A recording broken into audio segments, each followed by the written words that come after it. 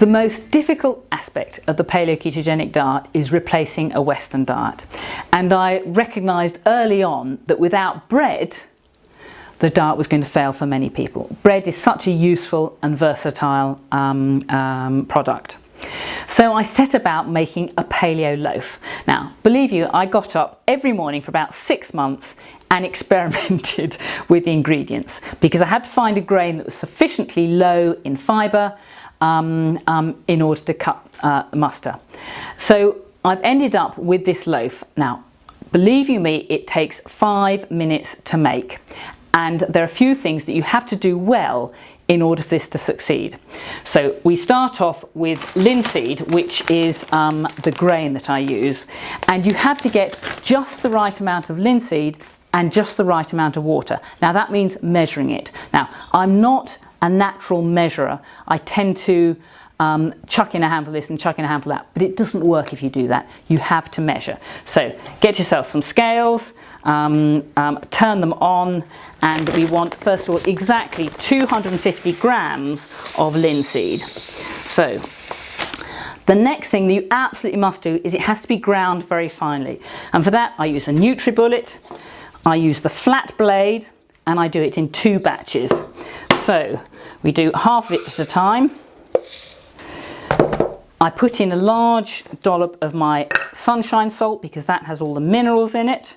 So we have a minerally corrected bread. Screw that on and then grind it. Now this is going to make a nasty noise, but grind it until it starts to castle up the side. So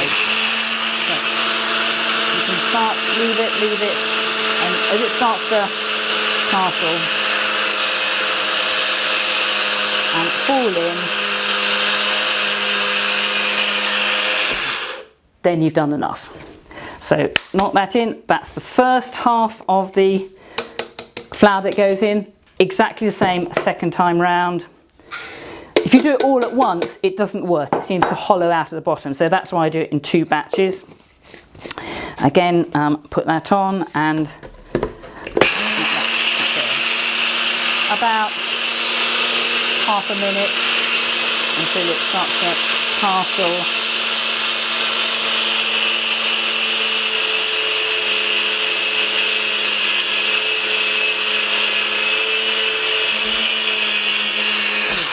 So as I say in the book, the machine starts to slow down and it groans and it sweats with the effort.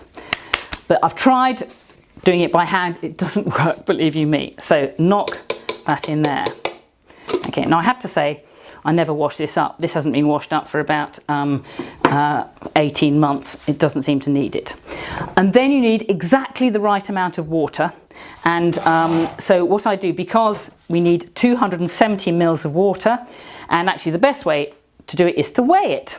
So I use the same pot and get in exactly 270 mils. I'm afraid I've cheated, I weighed this earlier. And then that goes in here. Now, don't just drizzle the water in. It's all got to go in 1 dollop. Otherwise, it doesn't mix smoothly. So throw it all in at once and stir it around vigorously. Now, initially when you do it, you think, oh, too much water in here. This looks like porridge. That's not going to work. And as you can see, it's got a rather loose porridgey consistency. But the point is, the linseed absorbs the water, and as it absorbs the water, it sticks together in a dough-like lump. So keep stirring, and you can see it coming together there. This is why you don't want to drizzle it in, because it doesn't come together in one coherent lump. So we pretty much got a good dough there, which, as you can see, is holding together in a lump. So when it's got to that stage, that will do. Now what you mustn't do is knead it, because if you knead it, you introduce layers of fat and then it doesn't stick together. So get yourself a dollop of lard, and this is my own lard that I make from my own pigs, and I put lots of lard in the tin. Now again, it's got to be a tin. Pyrex won't do, tins with holes in it won't do, because you have to get it very hot very quickly to make it work. with a bit of fat that's left, cover your hands with it. It's actually a very good lubricant for the skin. In fact, most cosmetics are based on lard. So if there's too much lard, rub it into your skin. It's the perfect skin cream. And then you can pick this up without it sticking to your hands. And say, don't knead it, just shape it into a dough until you've knocked out some of the air lumps in it. And I just win it around like that.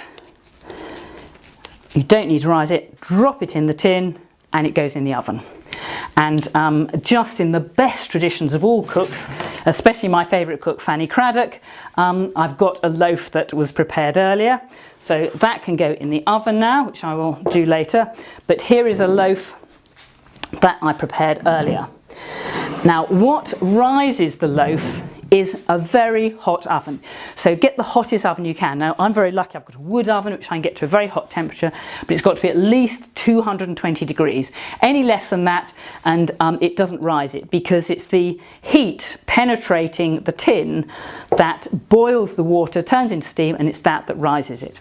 So you end up with something that looks like that looks like a small hovis, and it cuts very easily. It cuts like bread and it's got similar texture to bread. And from that you can easily make sandwiches, you can make fried bread, I can make toast. So my normal breakfast would be bacon and eggs and sausage, gluten-free sausage with fried bread. For my evening meal, I often have a starter, which would be PK bread toasted with anchovies or tinned fish or salad or vegan cheese or whatever. So it makes for a very good bread, and it's such a good substitute. So if you're going to do the PK diet, please, I do recommend make yourself some bread, because that'll be so much easier to stick with. How long in the oven? It needs to be in the oven at least an hour. There have been occasions when I've forgotten it and taken it out, an hour and a half later, and it doesn't seem to matter. And the other thing I like to do is I like to use a lot of lard in the tin, because that gives it a nice brown look on the outside, so it actually looks like a loaf of bread. And lots of my patients have tried this, because when they come and I talk about the diet, I say, and you must try some of my bread, and they kind of look at it with a bit of suspicion, and then they say, oh, do you know what, it's not too bad. So if you'd like to come and try a piece, then come and help yourself.